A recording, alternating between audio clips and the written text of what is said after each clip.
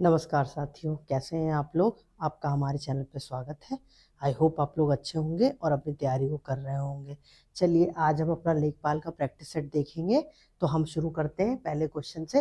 पहला क्वेश्चन उत्तर प्रदेश का है। जैसा कि आपको पता है कि यूपी स्पेशल आपके लेखपाल के एग्जाम में 20 क्वेश्चन आने हैं, तो आप उसको बहुत ही महत्वपूर्ण स्थान दीजिएगा उत्तर प्रदेश के जीके को और अच्छे से तैयार करिए। हम भी प्रैक्टिस करवा रहे हैं, तो आप हमारे साथ यूपी जीके के सारे क्वेश्चन प्रैक्टिस करें जिससे आपकी तैयारी मजबूत हो सके। चलिए पहला क्वेश्चन देखते हैं। उत्तर प्रदेश के बुंदेलखंड क्षेत्र में पाई जाने वाली राखड़ मृदा या फिर इसको राकल मृदा भी कहते हैं, उसके निम्नलिखित में से कौन सा कथन सही है, ये आपको बताना है। तो ये आप ध्यान रखेंगे। ये मृदा जो है वो यह एक लाल रंग की दानेदार और पथरीली मिट्टी है जो आमतौर पर ढलानों पर पाई जाती है। ठीक है, जो आमतौर पर ढलानों पर पाई जाती है। राकड़ मृदा बुंदेलखंड के लाल मृदा समूह का हिस्सा है जो उबड़ खाबड़ ढलानों पर पाई जाती है। यह मृदा दानेदार होती है, पथरीली होती है, जिसमें कार्बनिक तत्व की भारी कमी होती है। ठीक है, फिर इसमें आप देखेंगे निम्न उर्वरता के कारण इसमें केवल मोटे अनाज और दलहन की खेती हो सकती है। बुंदेलखंड की अन्य महत्वपूर्ण मिट्टियों में मार या इसको माड़ मृदा भी कहते हैं, कावर या कावड़ मृदा भी कहते हैं, को काली मिट्टी माना जाता है। तो ये आपको ध्यान रखना है। ठीक है, फिर आगे देखिए। उत्तर प्रदेश राजस्व संहिता 2006 के किस धारा के अंतर्गत भूमि प्रबंधन समिति के कर्तव्यों और कार्यों का विस्तार में वर्णन किया गया। तो ये आपको धारा बतानी। इससे रिलेटेड क्वेश्चन आपके ग्राम विकास के टॉपिक में आता है, तो आप इसको क्या कहते हैं तैयार करिए। इसका आंसर हो जाएगा धारा 60। ठीक है, धारा जो 60 है वो राजस्व संहिता की धारा राजस्व संहिता 2006 की धारा 60 भूमि प्रबंधन समितियों के कार्यों की को परिभाषित करती है। देखिए इसमें आपको ये ध्यान रखना है, यह समिति ग्राम पंचायत की ओर से भूमि के संरक्षण और प्रबंधन हेतु उत्तरदायी है। ग्राम प्रधान इस समिति का पदेन अध्यक्ष और लेखपाल पदेन सचिव होता है। इसीलिए ये आपके लिए महत्वपूर्ण है, क्योंकि इस समिति के पदेन सचिव बना दिया जाएगा लेखपाल को, और इसकी जो पदेन अध्यक्ष होते हैं वो ग्राम प्रधान होते हैं। तो ये आपको ध्यान रखना है। ठीक है, फिर अगला देखिए। अवध की स्थापत्य कला में जो रूमी दरवाजा है उसके निर्माण के संबंध में कौन सा कथन ऐतिहासिक रूप से सत्य है। तो आप देखेंगे तो इसका निर्माण नवाब असफुद्दौला ने 1784 में अकाल राहत कार्यों के रूप में कराया था। तो आपको ये चीज ध्यान रखनी है। इसकी वास्तविक ऊंचाई 60 फीट है, जो लखनवी स्थापत्य कला का प्रतीक है। यह बड़े इमामबाड़े के प्रवेश द्वार के रूप में प्रसिद्ध है। तो आप ये ध्यान रखिएगा, बड़ा इमामबाड़ा, रूमी दरवाजा, ये दोनों लखनऊ में है और असफुद्दौला ने उन्हें बनवाया था। तो ये क्वेश्चन आपके एग्जाम में आता है। उत्तर प्रदेश में सिंचाई नेटवर्क के अंतर्गत मेजा जलाशय नहर का निर्माण किस नदी पर हुआ है। तो ये अगर आप देखेंगे तो इसका आंसर है बेलन नदी। ठीक है, तो अब आगे देखते हैं। फिर देखिए 1857 के विद्रोह के दौरान उत्तर प्रदेश के गोरखपुर क्षेत्र में क्रांतिकारियों का नेतृत्व निम्नलिखित में से किसने किया। तो ये किया था गजाधर सिंह ने। देखिए गोरखपुर में 1857 के विद्रोह का कुशल नेतृत्व गजाधर सिंह ने किया था। देवी सिंह ने मथुरा में किया था। मेरठ के क्रांतिकारियों का नेतृत्व कदम सिंह ने किया था। मौलवी लियाकत अली इलाहाबाद में इन्होंने नेतृत्व किया था। और यह क्रांति उत्तर प्रदेश में 10 मई 1857 को मेरठ छावनी से शुरू हुई थी। तो ये सारे फैक्ट इंपॉर्टेंट है, ध्यान रखिए, क्योंकि देखिए यूपी की हिस्ट्री से भी क्वेश्चन बनते हैं तो आ जाएंगे आपके एग्जाम में। उत्तर प्रदेश संस्कृत संस्थान द्वारा प्रदान किए जाने वाले सर्वोच्च सम्मान निम्नलिखित में से कौन सा है। तो जो सर्वोच्च सम्मान है वो विश्व भारती सम्मान है। ठीक है, विश्व भारती सम्मान है। इसके अंतर्गत 5,01,000 रुपए नगद राशि और प्रशस्ति पत्र दिया जाता है। यह संस्कृत, पाली, प्राकृत भाषाओं में उत्कृष्ट योगदान हेतु दिया जाता है। तो अब इसको आप ध्यान रखेंगे कि संस्कृत, पाली और प्राकृतिक भाषा में दिया जाता है। ठीक है, उत्तर प्रदेश संस्कृत संस्थान, जो संस्कृत संस्थान है उत्तर प्रदेश का, उसकी स्थापना 1976 में लखनऊ में की गई। तो ये आपको ध्यान रखना है। कब बनाया गया ये भी पूछता है, ये कहाँ पर है और कब बनाया गया। ठीक है, महर्षि वाल्मीकि सम्मान संस्थान का दूसरा प्रमुख पुरस्कार है, जिसकी राशि 2,01,000 रुपए है। उत्तर प्रदेश औद्योगिक विकास प्राधिकरण यूपी सीडा के अनुसार राज्य के किस जिले में प्लास्टिक सिटी विकसित की गई है। राज्य के किस जिले में प्लास्टिक सिटी विकसित की गई है। तो आप देखेंगे तो ये औरैया है। ठीक है, ये आपको ध्यान रखना है। उत्तर प्रदेश की प्लास्टिक सिटी औरैया के दिबियापुर में स्थापित की गई है। दिबियापुर ये गेल के पेट्रोकेमिकल कॉम्प्लेक्स से कच्चे माल की आपूर्ति हेतु वहां बनाया गया है। इस परियोजना का लक्ष्य प्लास्टिक आधारित औद्योगिक क्लस्टर को बढ़ावा देना है। ठीक है, तो ये आपको ध्यान रखना है। एक जिला एक उत्पाद के तहत औरैया का चयन घी के लिए किया गया। ये हमने आपको पढ़ाया है, एक जिला एक उत्पाद ओडीओपी वाले में औरैया जो है वो घी के लिए चुनी गई है, तो ये आपको ध्यान रखना है। फिर उत्तर प्रदेश के वन्य जीव प्रशासन के इतिहास से संबंधित, देखिए स्थापित होने वाला वन्य जीव प्रशासन के इतिहास में स्थापित होने वाला पहला पक्षी विहार कौन सा है, तो ये आपको पता है, ये नवाबगंज पक्षी विहार है जो उन्नाव में है और इसकी स्थापना 1984 में की गई। तो ये आप ध्यान रखेंगे, यह उन्नाव जिले में स्थित है। ये बहुत महत्वपूर्ण है, ये भी क्वेश्चन आपसे पूछता है। यह एक अंतरराष्ट्रीय महत्व की रामसर साइट के रूप में भी नामांकित है। अब इसमें आप देखेंगे जो सांडी पक्षी विहार है वो हरदोई में है, बखीरा पक्षी विहार जो है वो संत कबीर नगर में है। इस पे भी क्वेश्चन एग्जाम में आते हैं। ठीक है, बखीरा अभ्यारण्य उत्तर प्रदेश का नवीनतम और 10वां रामसर साइट है। अब 2 रामसर साइट और बढ़ गई हैं, वो करंट अफेयर्स में है, तो वो आप तैयार करिएगा और उसको कमेंट सेक्शन में लिखिएगा। उत्तर प्रदेश खनिज नीति 2017 के क्रियान्वयन के संदर्भ में राज्य सरकार ने कुल 12 जिले को खनिज बाहुल्य मिनरल रिच जिले घोषित किया है। इनमें से वो जिला कौन सा नहीं है, तो आप देखेंगे अयोध्या, यहाँ पे कोई मिनरल नहीं मिलता है। अब बुंदेलखंड के 7 जिले मिर्जापुर, सोनभद्र, सहारनपुर, ये आपने देख लिया। ठीक है, अयोध्या नहीं है क्योंकि वहां पे खनिज नहीं मिलते। सहारनपुर पश्चिमी उत्तर प्रदेश का एकमात्र जिला है। देखिए ये 7 बुंदेलखंड के जिले, फिर 3 ये, तो ये 10 हो गए और एक सहारनपुर, ये मिलाकर 11 हो गए। तो आपको 11 ध्यान रखने हैं। ठीक है, अब देखिए, अब इसमें उत्तर प्रदेश मुख्यमंत्री कमांडर सेंटर और डैशबोर्ड 3.0 दर्पण के माध्यम से राज्य की फ्लैगशिप योजनाओं की मासिक समीक्षा की जाती है। इस प्रणाली के तहत जिलों के प्रदर्शन को वर्गीकृत करने हेतु कितनी ग्रेडिंग श्रेणी निर्धारित करी गई है। तो अब ये जैसे मासिक समीक्षा कर रहे हैं योजनाओं की, तो ग्रेड दे देंगे, तो ये 5 श्रेणियां हैं, A+, A, B और C और D।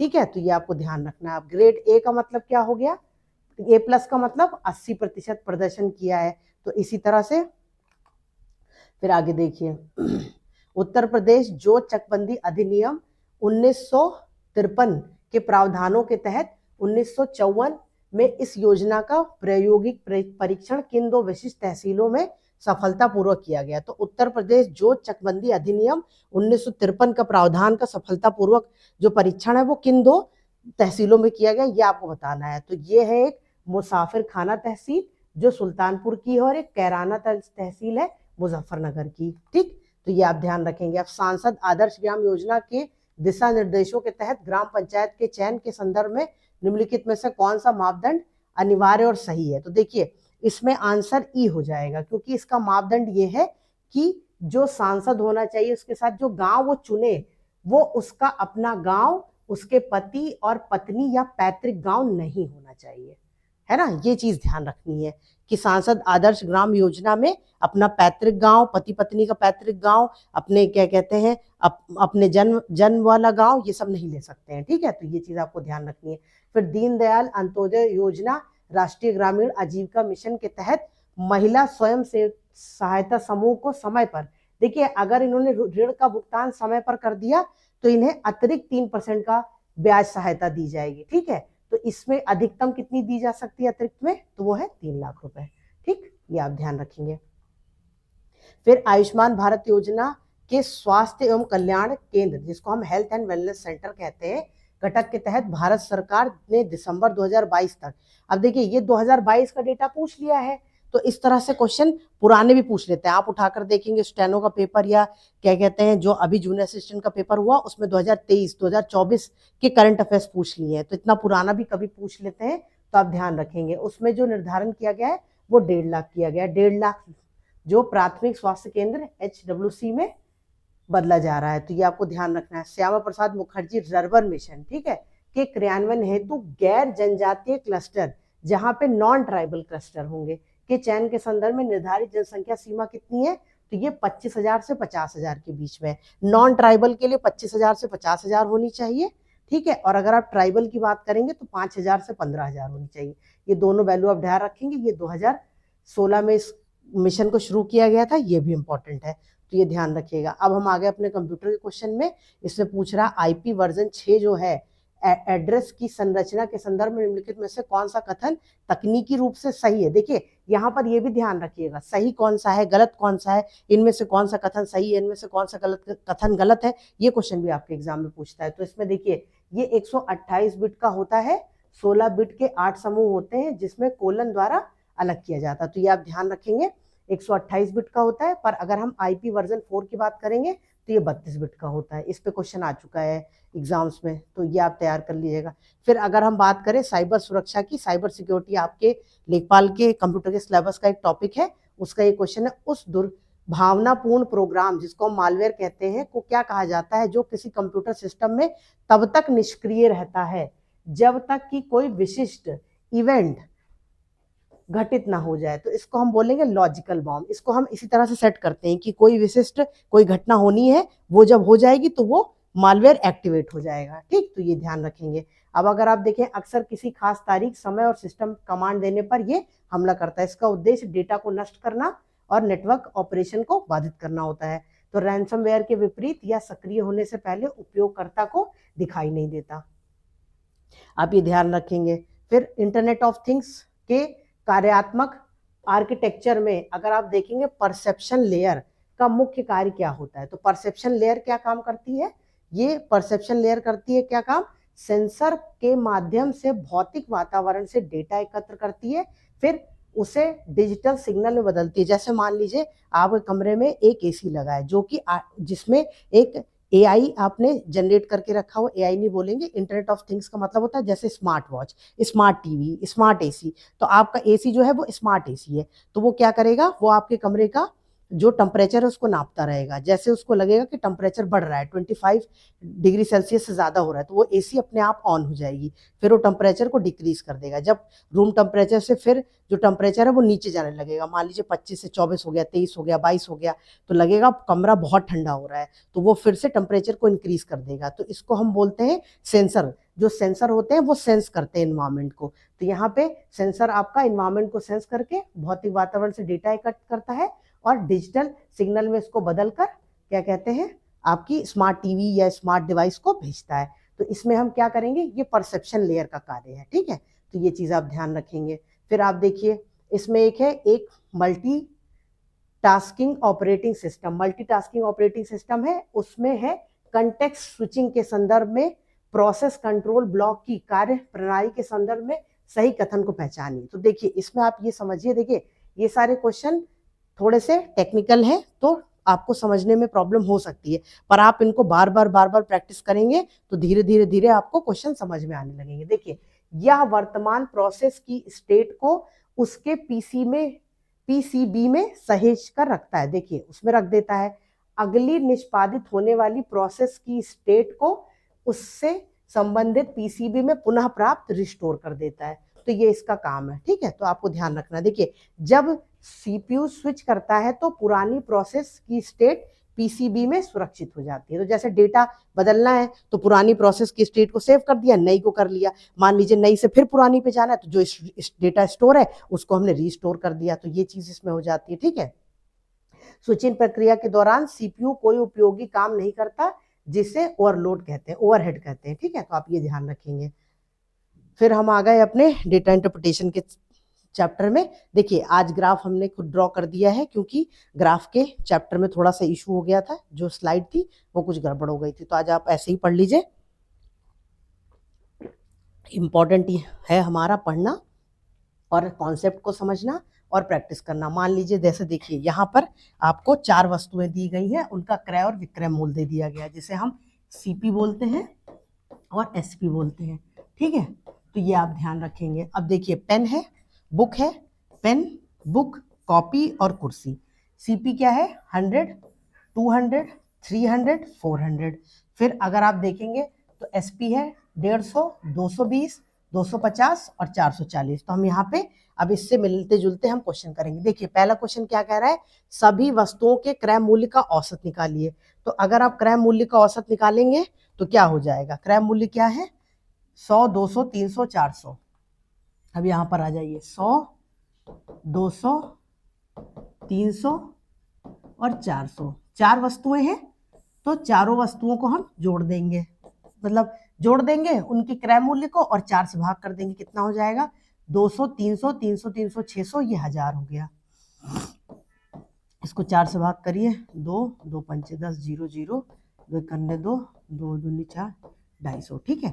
250 चौका 1000 होता है, इसका मतलब जो एवरेज है वो 250 हो जाएगा, ठीक। ये आप ध्यान रखिए। अगला क्वेश्चन क्या है, सभी वस्तुओं का औसत विक्रय मूल्य बताइए। तो विक्रय मूल्य कितना है 150, 220, 250, 440।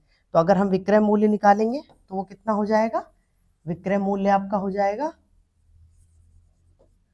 ठीक है। इसको आप रहने दीजिए, हम यहाँ पे आप देखिए विक्रय मूल्य यानी सेलिंग प्राइस का एवरेज, ये हमें निकालना है। तो एवरेज है 150, फिर वैल्यू है 220, फिर वैल्यू है 250, फिर वैल्यू है 440।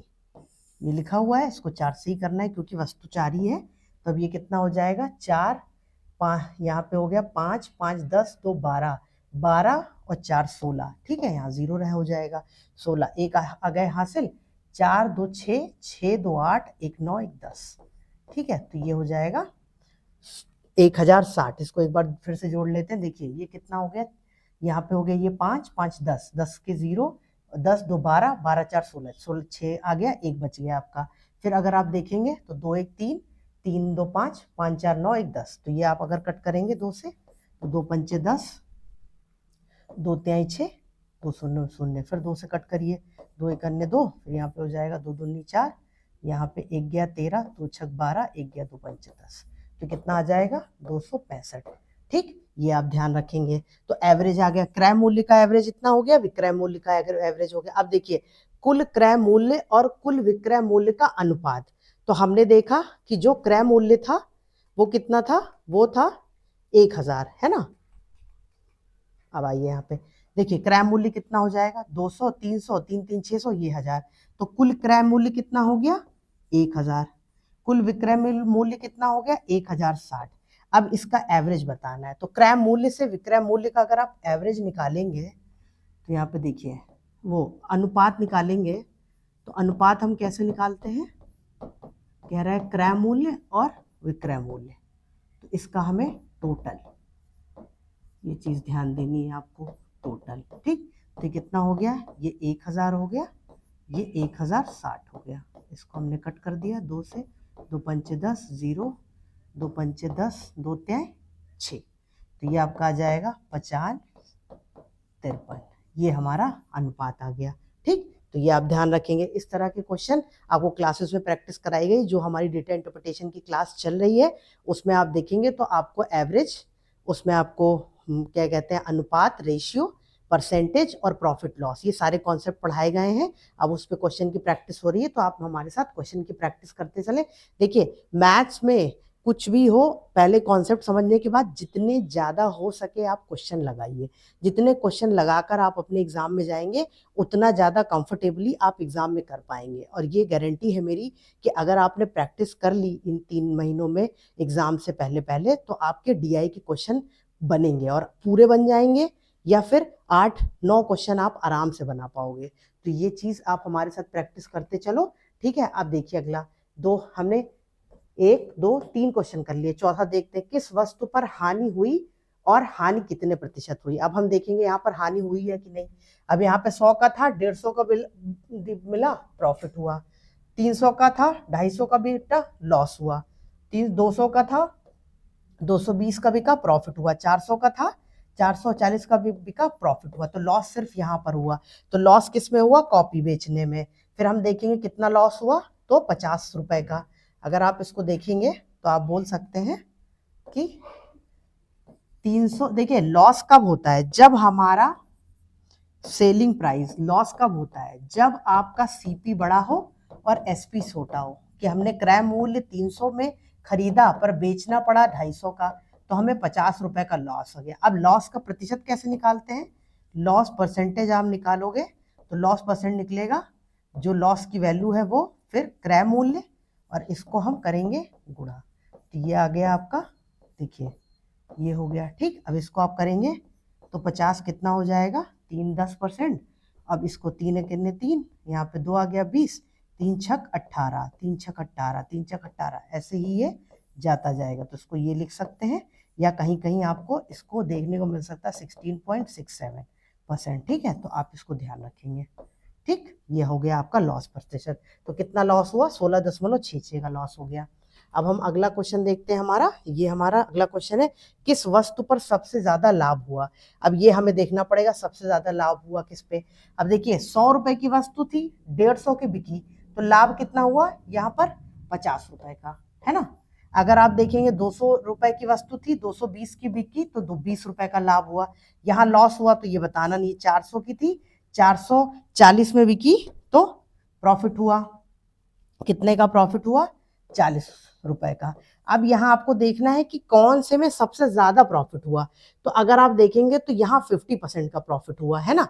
100 रुपए का अगर आप आधा करेंगे तो 50 रुपए होते हैं, और 50 रुपए जो है वो 50% है, तो आधा। ठीक, तो इसका मतलब यहाँ पे प्रॉफिट कितने का हुआ? 50% का। यहाँ पे 50% का। अगर यहाँ आप देखेंगे तो यहाँ 10% का, है ना। अगर 200 का 10% निकालेंगे तो 200/10 करना पड़ेगा, तो 20 आ जाएगा। यहाँ पे आप देखेंगे तो ये लॉस हुआ, इसको देखना ही नहीं। यहाँ देखेंगे तो 400 पे देखेंगे तो यहाँ पे भी 10% का प्रॉफिट हुआ। तो सबसे ज्यादा प्रॉफिट कहाँ हुआ? 50% का पेन में, है ना। तो ये चीज ध्यान रखनी है। देखिए बहुत सारे क्वेश्चन के आंसर आपको ग्राफ में देखकर मिल जाएंगे, तो आप ऐसे भी समझे कि हम ग्राफ को देखकर आंसर लगा ले। जरूरी नहीं है कि हर क्वेश्चन को सॉल्व भी करना, आपको टाइम भी सेव करना है और मैक्सिमम क्वेश्चन अटेम्प्ट भी करने हैं। तो इस तरह से आप करेंगे। ठीक है, ये प्रॉफिट और लॉस का एक ग्राफ का क्वेश्चन था जो आज हमने किया। तो आज की क्लास बस इतनी ही।